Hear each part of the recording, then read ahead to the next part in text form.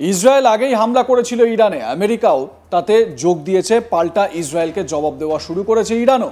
ইতিমধ্যেই ইরানের প্রত্যাঘাতে বেশ কিছু ক্ষয়ক্ষতিও হয়েছে। ইতিমধ্যেই তেল আভিভ ও ইসরায়েলে হামলা চালিয়েছে ইরান। এবার আসদাদ ও হেবরানও ইরানের নিশানায়। সেখানেও ইরানের তরফে চালানো হলো ব্যাপক হামলা, যা রীতিমতো নাড়িয়ে দিয়েছে গোটা এলাকাকে। ঘটনার ছবি ইতিমধ্যেই এসে পৌঁছেছে আজ তাক বাংলার হাতে। আপনাদের প্রথমে সেই ভিডিওটা দেখাই ফুল স্ক্রিনে, দেখুন সেই ভিডিওটা।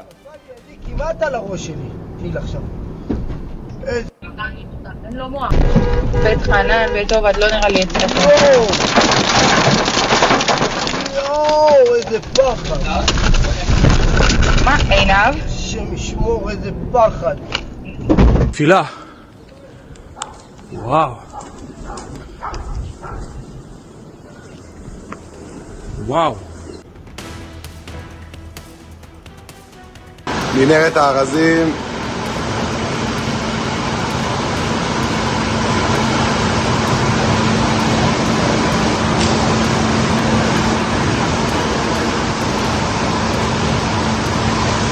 מנהרת הארזים. בית חנן, בית עובד, לא נראה לי אצלך. יואו, איזה פחד. দেখলেন তো কি ভয়াবহ হামলা ইরানের তরফ থেকে চালানো হয়েছে।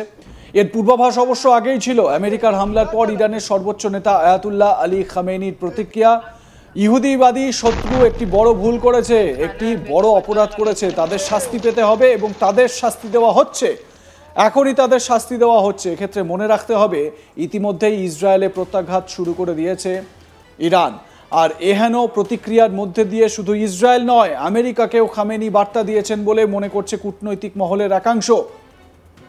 সেক্ষেত্রে ইরান প্রত্যাঘাত করলে আমেরিকার কোন কোন ঘাঁটি ক্ষতিগ্রস্ত হতে পারে সেই নিয়ে জল্পনা শুরু হয়েছে।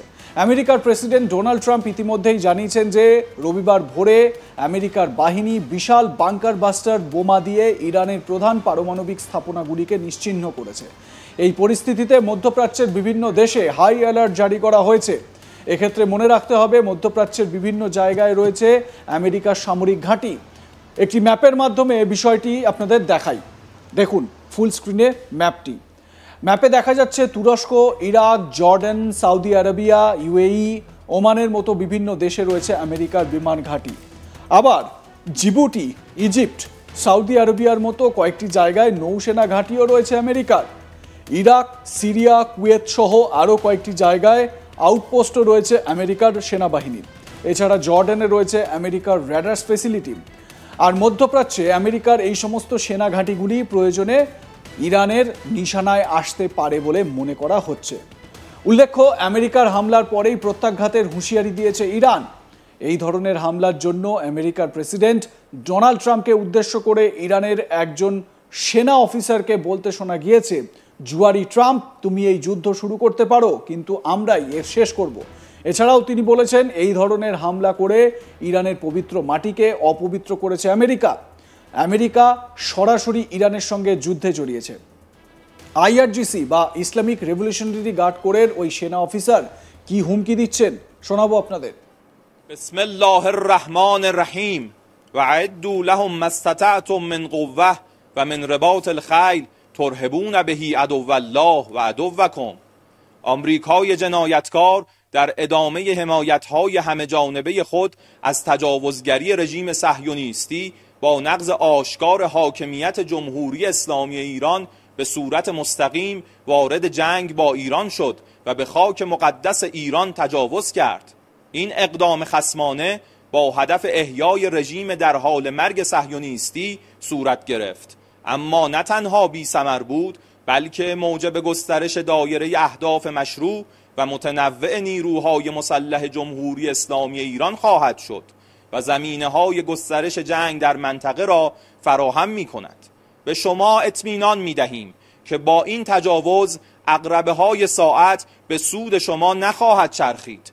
رزمندگان اسلام در پاسخ به این جنایت با عملیات‌های قدرتمند و هدفمند عواقبی سنگین، پشیمان کننده و غیر قابل پیشبینی برای شما رقم خواهند زد. ان شاء الله.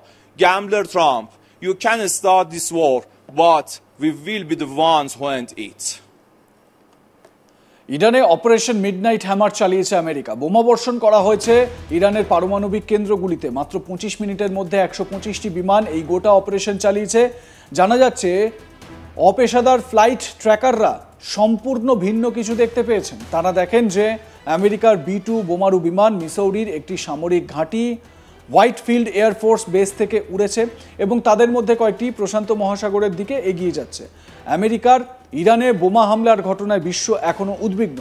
আমেরিকার সামরিক বাহিনী কিভাবে এই দুঃসাহসিক হামলা চালিয়েছে তার বিস্তারিত তথ্য উঠে এসেছে। অপারেশনের জন্য 125টিরও বেশি বিমান ব্যবহার করা হয়েছিল এবং মোট মাত্র 25 মিনিট সময় লেগেছিল। আমেরিকার বিমান বাহিনীর জয়েন্ট চিফ অফ স্টাফের চেয়ারম্যান জেনারেল ড্যান রাজিন কেইনের মতে অপারেশন মিডনাইট হ্যামার শনিবার শুরু হয়। B-2 স্টেলথ বোমারু বিমানগুলি আমেরিকা ছেড়ে প্রশান্ত মহাসাগরীয় দ্বীপ গুয়ামের দিকে রওনা হয়। সংবাদ মাধ্যমে কেইন বলেন, অপারেশন মিডনাইট হ্যামার সম্পর্কে খুব কম লোকই জানতেন। প্রকৃতপক্ষে হামলার মাত্র 2 দিন আগে ট্রাম্প বলেছিলেন যে তিনি 2 সপ্তাহের মধ্যে সিদ্ধান্ত নেবেন যে আমেরিকা তেহরানে অ্যাটাক করবে কি করবে না। আমেরিকার নিকটতম বন্ধু ব্রিটেনকে এই হামলার কিছুক্ষণ আগেই জানানো হয়েছিল। 18 ঘন্টার উড়ানের সময় বিমানগুলিকে মাঝ আকাশে কয়েকবার জ্বালানিও ভরে দেওয়া হয়। একবার স্থলপথে যাওয়ার পর B-2 বিমানগুলি এসকর্ট এবং সাপোর্ট বিমানের সঙ্গে সংযুক্ত ছিল, যা সামরিক প্রধানরা জটিল এবং কঠোরভাবে সময়োপযোগী কৌশল হিসেবে বর্ণনা করেছেন। বিমানগুলি যখন এগিয়ে যেতে থাকে তখন আমেরিকার প্রেসিডেন্ট ডোনাল্ড ট্রাম্প হোয়াইট হাউসের সিচুয়েশন রুমে উপস্থিত হন। এছাড়াও ছিলেন general Kane, vice president JD Vance, secretary of state Marco Rubio, chief of staff, মন্ত্রিসভার অন্যান্য সদস্য এবং অভ্যন্তরীণ পদস্থ আধিকারিকরা তাদের পাশে ছিলেন এবং সেই অপারেশন মিডনাইট হ্যামার নিজের গন্তব্যে পৌঁছানোর সময় বিষয়টি পর্যবেক্ষণ করছিলেন। B-2 বোমারু বিমান ইরানের আকাশসীমায় প্রবেশের কিছুক্ষণ আগে একটি আমেরিকার সাবমেরিন মধ্য ইরানে একটি গুরুত্বপূর্ণ গবেষণা ঘাঁটি ও ইউরেনিয়াম কেন্দ্র ইস্ফাহানের পৃষ্ঠতল লক্ষ্য করে 2 ডজনেরও বেশি টমাহ্যাক ক্ষেপণাস্ত্র নিক্ষেপ করে। কেন সংবাদ মাধ্যমে বলেন, ইরানের যুদ্ধ বিমানগুলি ওড়েনি। মনে হচ্ছে ইরানের ভূমি থেকে আকাশে নিক্ষেপযোগ্য ক্ষেপণাস্ত্র ব্যবস্থা পুরো অভিযান জুড়ে আমাদের দেখতে পাইনি।